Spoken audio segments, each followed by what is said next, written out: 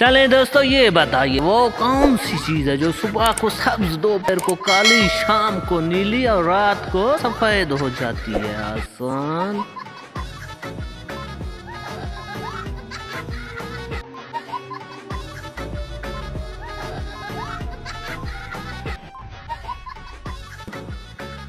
جواب ہے بلی کی آنکھیں. پہلی ہے وہ کون سا جانور ہے جو ہمیشہ زندہ رہتا ہے؟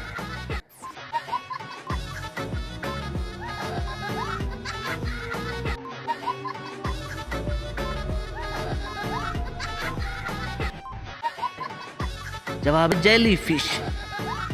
پہلی ہے وہ کون سی چیز ہے جسے جتنا سکھاؤ اتنی گیلی ہوتی ہے؟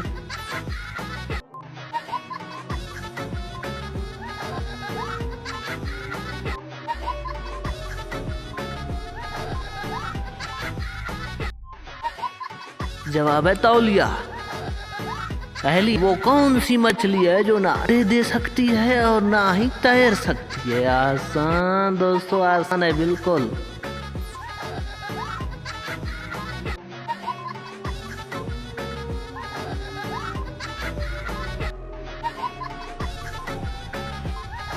جواب ہے تلی ہوئی مچھلی.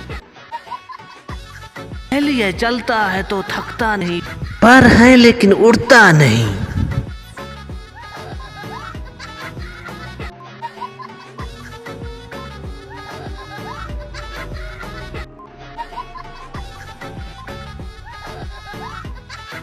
جواب ہے پنکھا.